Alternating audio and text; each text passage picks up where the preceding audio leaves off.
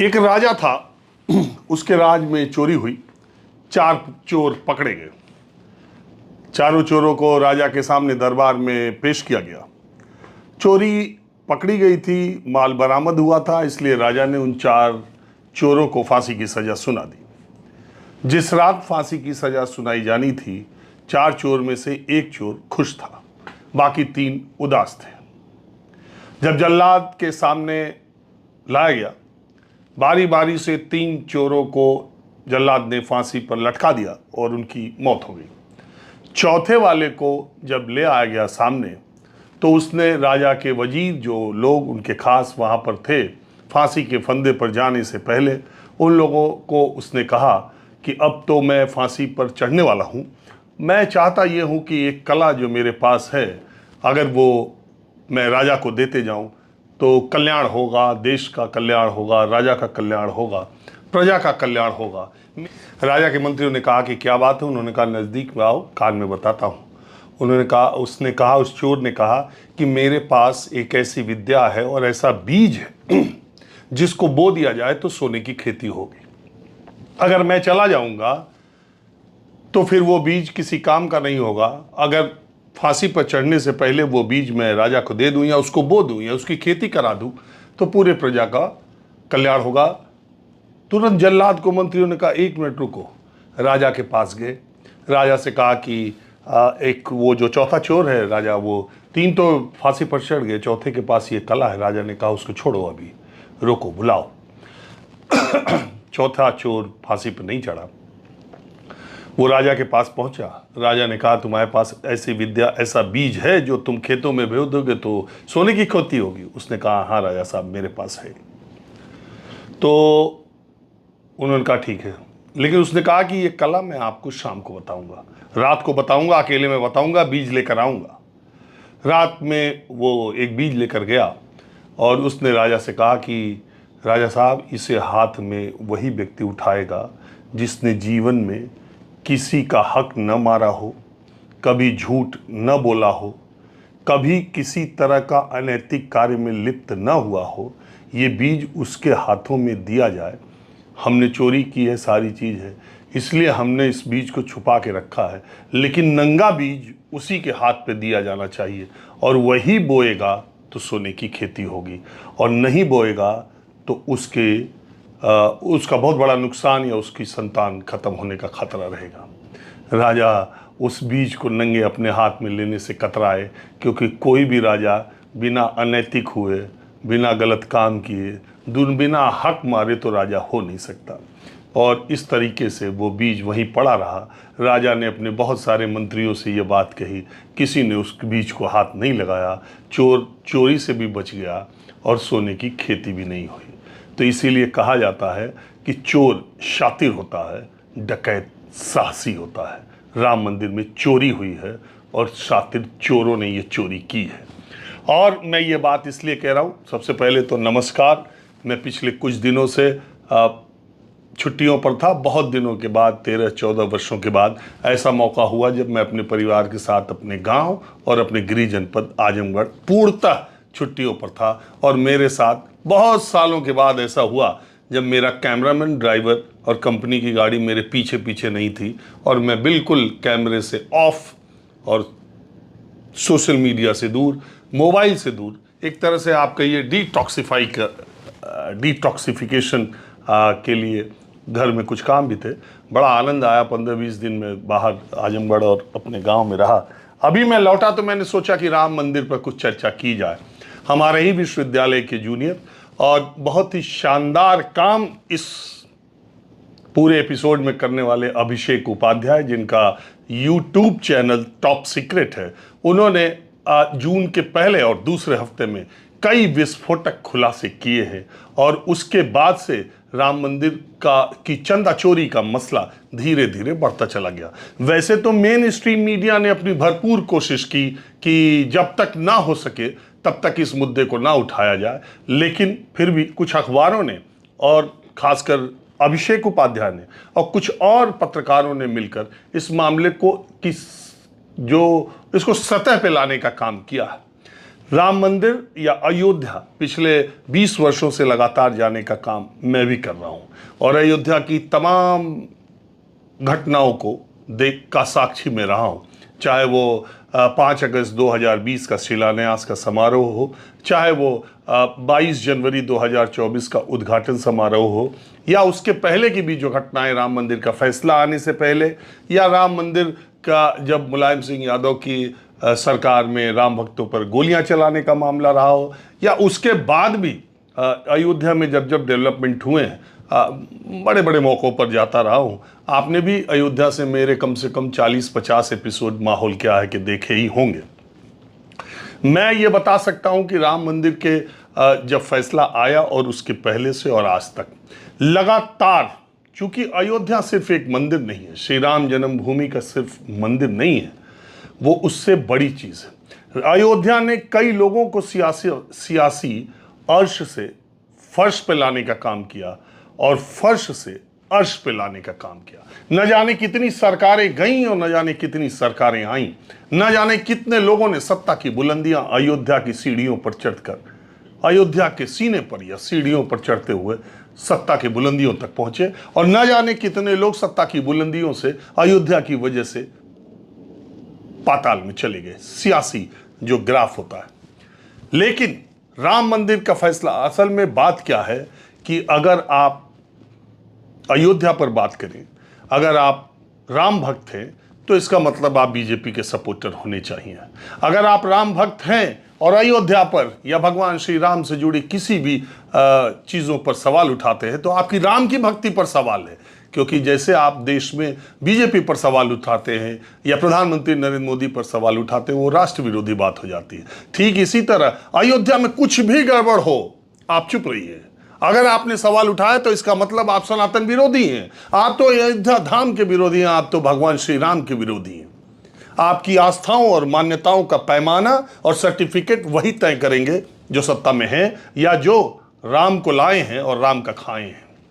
जिन्होंने, ये तो भगवान प्रभु श्री राम की ही ताकत थी जो बहुत कम समय में ये बात कि जो कहते थे कि हम राम को लाए हैं, राम को लाने वाला तो कोई है नहीं इस दुनिया में, राम सबको लाए हैं, लेकिन जो ये दावा करते थे, राम ने ये बता दिया, भगवान श्री राम ने, मर्यादा पुरुषोत्तम ने, कि जो ये दावा कर रहे थे कि वो मुझे लाए हैं, दरअसल वो मेरा खाए हैं और मेरा खा रहे हैं। ये कोई खुलासा नहीं कर सकता था। क्यों? क्योंकि सैया भय कोतवाल तो डर काहे का। ये बात मैं इसलिए कह रहा हूं कि अगर आप अयोध्या के श्री राम जन्मभूमि के प्राण प्रतिष्ठा कार्यक्रम का जो मुहूर्त निकाला गया, जो 5 अगस्त 2020 को उसके शिलान्यास की डेट निकाली गई, उसके मुहूर्त निकाला गया, उसका मुहूर्त सांगवेद विद्यालय बनारस काशी में है, आप जाके मिल लीजिएगा। गणेश्वर शास्त्री जो कि प्रख्यात विद्वान हैं, 2 भाई हैं वहां पर, और मैंने ही सबसे पहले उन दोनों भाइयों का इंटरव्यू किया था जिसमें उन्होंने कहा था कि दोनों मुहूर्त उन्होंने निकालने का काम किया। 2024 के 22 जनवरी का मुहूर्त निकालने का काम उन्हें गोविंद गिरी जी, जो कोषाध्यक्ष हैं आजकल ट्रस्ट के, जिनके प्रेस विज्ञप्ति के माध्यम से आया कि चंपत राय और अनिल मिश्रा ने इस्तीफा दिया, उन्होंने ही चिट्ठी लिखी थी और उस चिट्ठी में टाइम फ्रेम दिया था कि लोकसभा चुनाव से पहले इतने समय के बीच में ही उद्घाटन का कोई मुहूर्त निकाला जाए। समय उनको दिया गया था इस टाइम से इस टाइम के बीच में, और इसी समय उन्होंने एक मुहूर्त निकाला 22 जनवरी का। अभिजीत उसमें आपने देखा होगा मुहूर्त निकाला, और वो शास्त्रार्थ के लिए तैयार थे कि इस पर कोई भी वेदों का जानकार, कोई भी ज्योतिष का जानकार आकर के बहस कर ले, और बाद में उन्हीं गणेश्वर शास्त्री को पद्म पुरस्कार से मोदी सरकार ने नवाजा भी। तो ये पहले से चला आ रहा था। दूसरी बात, जैसे ही मंदिर का निर्माण कार्य, मंदिर का फैसला पक्ष में आया, जिस तरीके से कौड़ियों की जमीन राम मंदिर, राम जन्मभूमि ट्रस्ट ने करोड़ों में खरीदनी शुरू की थी, 2 करोड़ की जमीन 14 करोड़ में, और ये तमाम खुलासे उस वक्त एक कार्यक्रम मैंने भी किया था कि कैसे 2 करोड़ की जमीन को ट्रस्ट ने 14 करोड़ की जमीन में खरीदा। खुलासे और भी लोगों ने किए थे, लेकिन किसी के कान पर जूं नहीं रेगा। खुलासा करने वाले लोगों को राम विरोधी पेंट किया गया, पेस्ट किया गया, ऐसे जैसे वो भगवान श्री राम के खिलाफ है। आस्था के सवाल पे लोग ये कहते हैं, आप राम मंदिर क्यों नहीं गए? राम मंदिर बनना, जो राम मंदिर नहीं गया वो राम।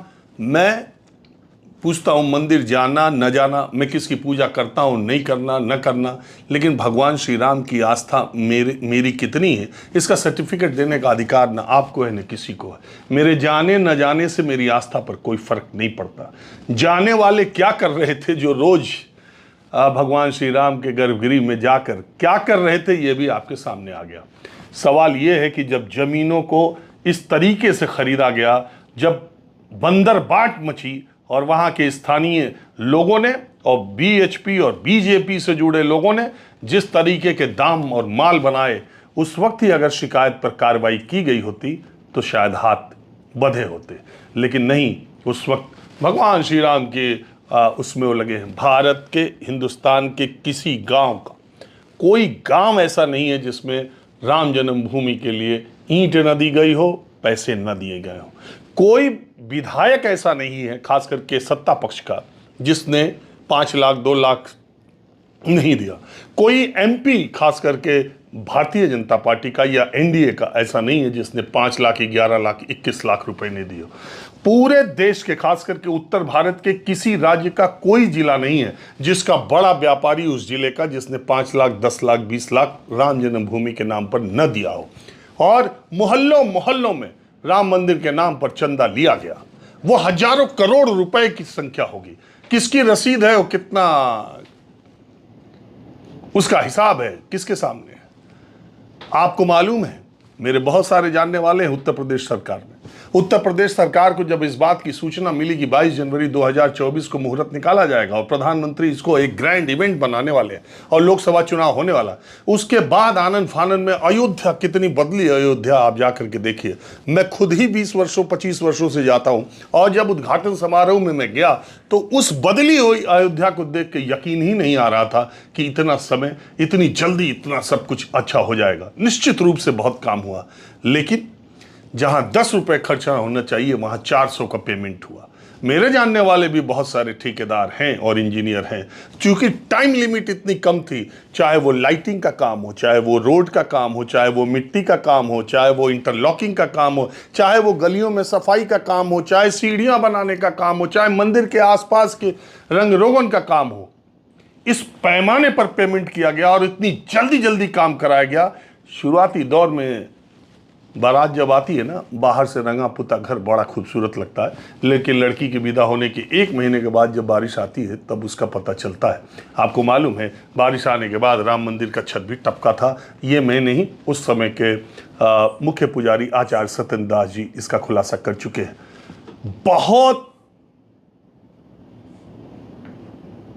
राहत की बात विश्व हिंदू परिषद या राम जन्मभूमि ट्रस्ट के लोगों के लिए, मैं ये बात है इस शब्द का प्रयोग कर रहा हूं, लेकिन मैं सही बता रहा हूं कि अगर आज की तारीख में श्री राम जन्मभूमि के मुख्य पुजारी आचार्य सत्येंद्र दास जी होते तो फिर उनका वो विस्फोटक बयान किस लेवल का होता जिसको सोच के आपकी रूह कांप सकती है।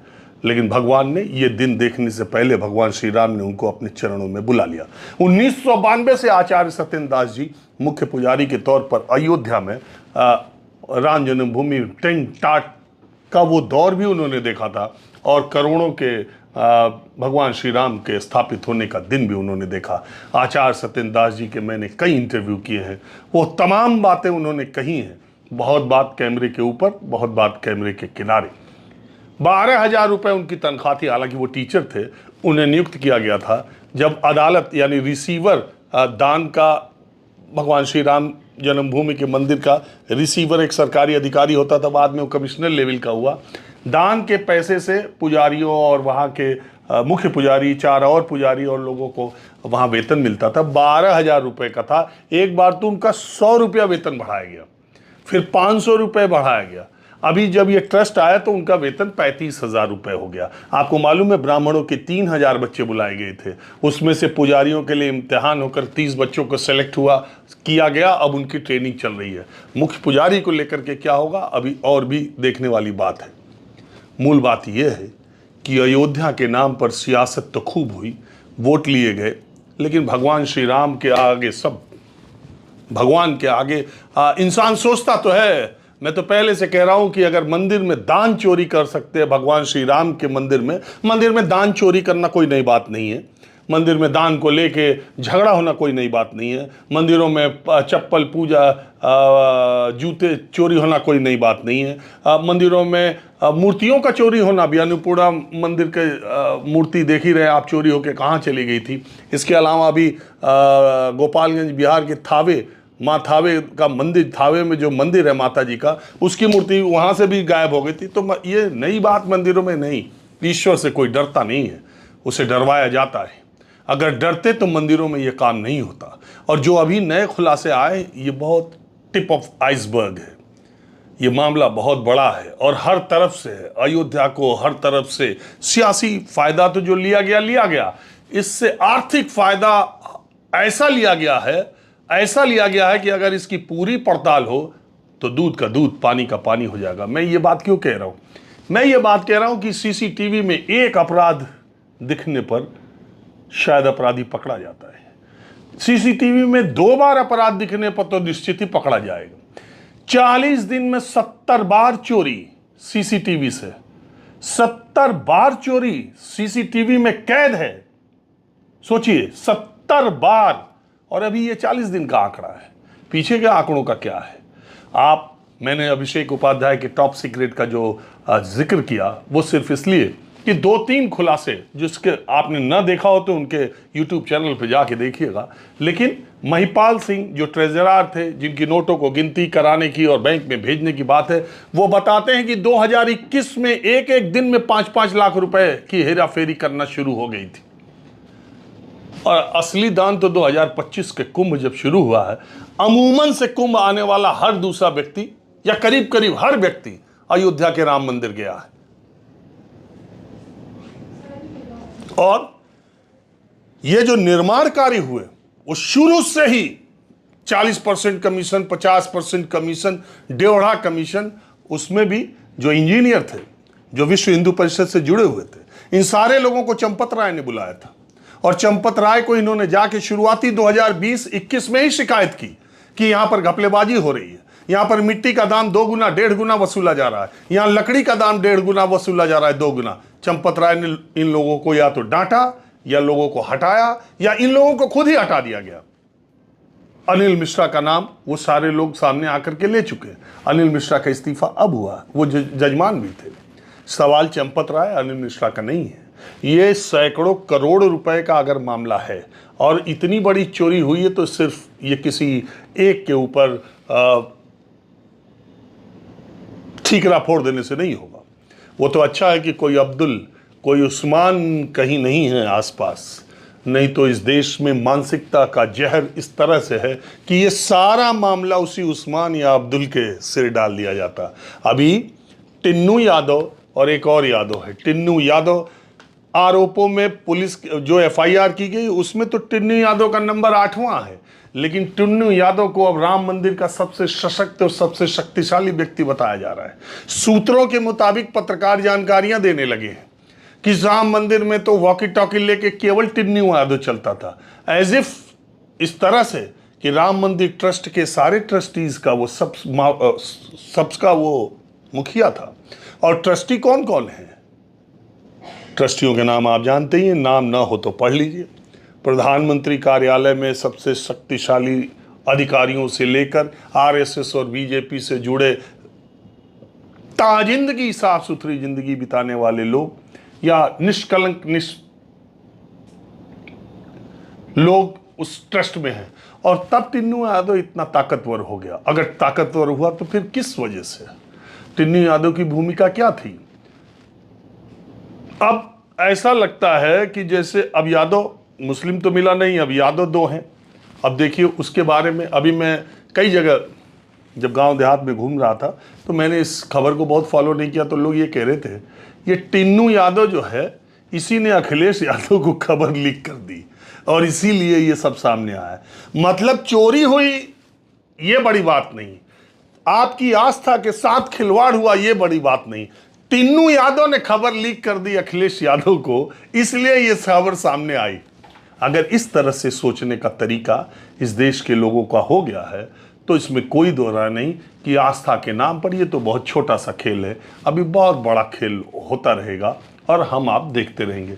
मेरा तो सिर्फ ये कहना है कि योगी सरकार अगर अयोध्या की पारदर्शिता को सबके सामने लाना चाहती है और लोगों ने इसका आर्थिक फायदा मंदिर दिखा करके, शोरूम मंदिर को बना करके गोडाउन में माल कैसे इकट्ठा किया गया है, अगर ये जानना हो तो 2019 राम मंदिर के फैसला आने के 3 महीने बाद और 2025 दिसंबर तक आप अयोध्या के रजिस्ट्रार ऑफिस से जितनी रजिस्ट्रीज एक बिस्वा से ज़्यादा यानी 1200 स्क्वायर फीट से ज़्यादा अयोध्या में जितनी ज़मीनें खरीदी गई हैं, खरीदने और बेचने वाले का नाम सार्वजनिक कर दिया जाए। दूध का दूध, पानी का पानी हो जाएगा कि किस तरीके के लोग, मैं बहुत डिटेल में नहीं जाना चाहता, मैं एक इशारा कर रहा हूँ, तो ये पूरा पता चल जाएगा कि ये खेल अयोध्या में किस तरीके से हुआ। पूरे अयोध्या में जो सरकारी ठेके हैं, जो निर्माण कार्य हैं और जो पेमेंट है, वो सब का लेखा जोखा पारदर्शी तरीके से सामने कर दिया जाए, सब सामने आ जाएगा। दरअसल धर्म बेबस, गरीब, लाचार लोगों के लिए आदर्श, आस्था, परंपरा, विश्वास का प्रतीक है और धनवान के लिए, सत्ता संपन्न के लिए, सुविधा भोगियों के लिए ये व्यवसाय का, व्यापार का और अभिमान का प्रतीक है। नमस्कार।